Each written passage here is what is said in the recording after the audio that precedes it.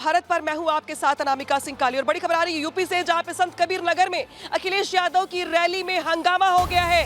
जी हां, उत्तर प्रदेश से बड़ी खबर है, जहां पे अखिलेश यादव के कार्यक्रम में जबरदस्त हंगामे की खबर है। और इस बीच बड़ी खबर दरअसल ये कि भगदड़ के हालात हो गए, कार्यकर्ता तीतर बीतर होते हुए दिखाई दिए और अखिलेश यादव की रैली में एक बार फिर से हंगामे की खबर है। संत कबीर नगर में अखिलेश यादव का बड़ा कार्यक्रम था, जहां पे जनसभा में भीड़ बेकाबू हो गई।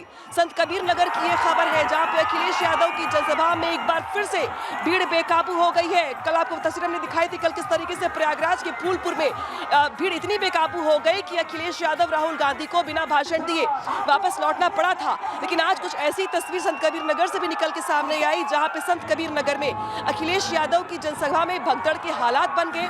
हालात ऐसे बन गए कि जब कार्यकर्ता बेकाबू हो गए तो अखिलेश यादव की जनसभा में भगदड़ को लेकर तस्वीर दिखा रहे आपको लगातार टीवी स्क्रीन पर आपके। संत कबीर नगर से तस्वीर है, जहां पे अखिलेश यादव की रैली में कार्यकर्ता बेकाबू हो गए, लोग बेकाबू हो गए और इतने बेकाबू हो गए कि उनको संभाल पाना मुश्किल हो गया। अखिलेश यादव की जनसभा में भगदड़ के हालात बन गए। हालांकि यहां पर भीड़ से खलबली मच गई और जो तस्वीरें देख रहे टीवी स्क्रीन पर आप देखिए किस तरीके से जो कार्यकर्ता है वो उमड़ पड़े हैं, भीड़ बेकाबू हो गई है, कार्यकर्ता उमड़ पड़े किस तरीके से। और एक बार फिर से जो अव्यवस्था की स्थिति देख रहे हैं आप, कुछ ऐसी तस्वीर कल फूलपुर से दिखाई थी हमने आपको, और आज तस्वीर संत कबीर नगर से है, जहां पे एक बार फिर से अखिलेश यादव की जनसभा में कार्यक्रम में बवाल हो गया है, भगदड़ के हालात हो गए हैं। अखिलेश यादव की रैली में बेकाबू हो गई है भीड़।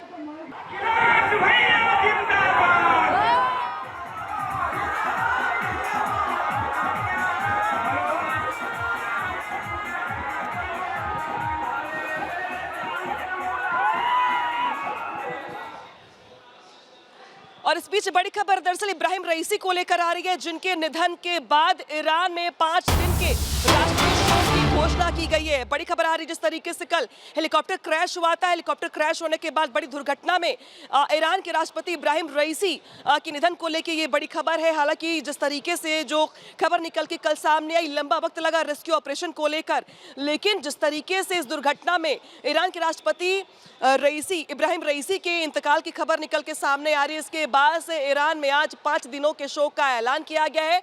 इसी के साथ इस हादसे की बड़ी जांच के आदेश भी दिए गए हैं।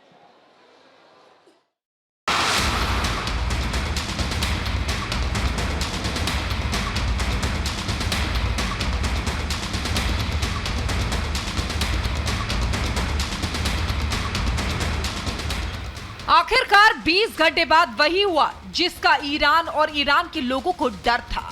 ईरान के राष्ट्रपति रईसी की हेलीकॉप्टर क्रैश हादसे में मौत हो गई। जिस जगह हादसा हुआ वहां से तस्वीरें सामने आई हैं, जिसमें हेलीकॉप्टर का मलबा साफ दिखाई दे रहा है। ईरानी न्यूज एजेंसी ने ड्रोन वीडियो जारी किया, जिसमें ईरानी राष्ट्रपति का हेलीकॉप्टर बुरी तरह क्षतिग्रस्त नजर आ रहा है।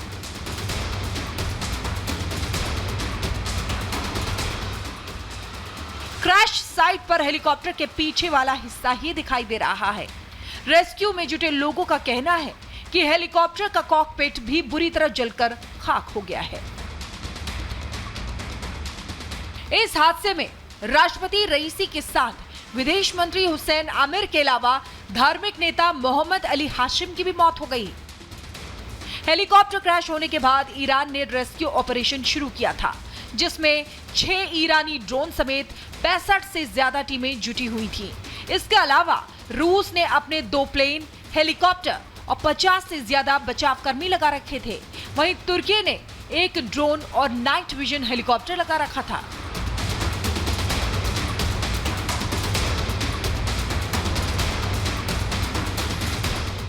बता दें कि ईरान और अजरबैजान अपने रिश्तों को सुधारने के लिए सामूहिक डैम का निर्माण कर रहे हैं और तीसरे डैम के उद्घाटन के लिए अजरबैजान के राष्ट्रपति इल्हाम ने उन्हें न्योता दिया था, जिसके बाद वो अजरबैजान गए थे। उद्घाटन समारोह के बाद जब वो ईरान वापस लौट रहे थे, उसी दौरान ईरान के ही पूर्व अजरबैजान प्रांत में उनका हेलीकॉप्टर हादसे का शिकार हो गया। ईरानी मीडिया के मुताबिक हादसा खराब मौसम की वजह से हुआ। हालांकि हादसे की असली वजह पूरी जांच होने के बाद ही सामने आएगी। राष्ट्रपति इब्राहिम रईसी की मौत के बाद तमाम वर्ल्ड लीडर्स ने दुख जताया है।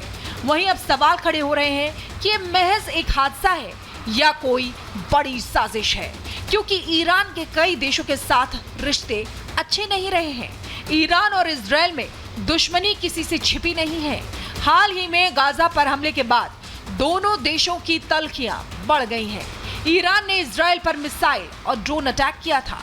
इसके बाद इजराइल ने बदला लेने की चेतावनी दी थी और जवाबी हमला भी किया था।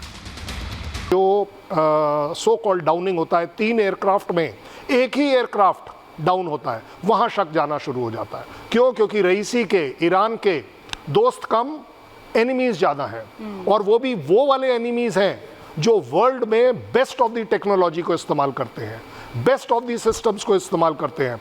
आप सोच लीजिए कि अगर यूएस और इजराइल इस तरह की स्ट्राइक करता है, मैं तो बाय नेम बोलने को तैयार हूँ कि अगर वो करता है तो उसको सबसे बड़ा बेनिफिट ऑफ डाउट क्या मिलता है? वेदर, कि जी वेदर खराब था इसलिए गिर गया, सबसे बड़ी बात। इवन मैं कहता हूँ ईरान भी कैसे एक्सेप्ट कर लेगा कि ये अटैक उनके ऊपर हो गया है।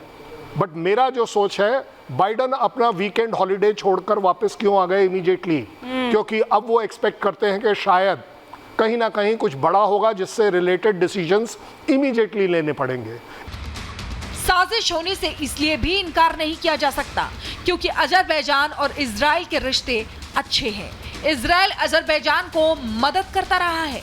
आर्मेनिया से लड़ाई में अजरबैजान को इजराइल का साथ मिला था। इतना ही नहीं, ईरान में इजराइल का जासूसी नेटवर्क होने के पीछे अजरबैजान ही है। ऐसे में अजरबैजान से लौटते वक्त यह हादसा होना कहीं ना कहीं साजिश भी लग रही है। हालांकि सच क्या है ये तो जांच होने के बाद ही सामने आएगा। Bureau report, Republic Bharat. और इस बीच 8 राज्यों की 49 सीटों पर लगातार वोटिंग हो रही है, लेकिन इस बीच जो वोटिंग परसेंटेज है 3 बजे तक का, वो भी निकल के सामने आ गया है, जहां पर कुछ इलाके ऐसे हैं जहां पर जबरदस्त वोटिंग हुई है और कुछ इलाके ऐसे हैं जहां पर रफ्तार थोड़ी धीमी दिखाई दे रही है। जम्मू कश्मीर के बारामूला में 40.90% वोटिंग हुई है। यूपी में दोपहर 3 बजे तक 47.55% मतदान हुआ है। अमेठी में 3 बजे तक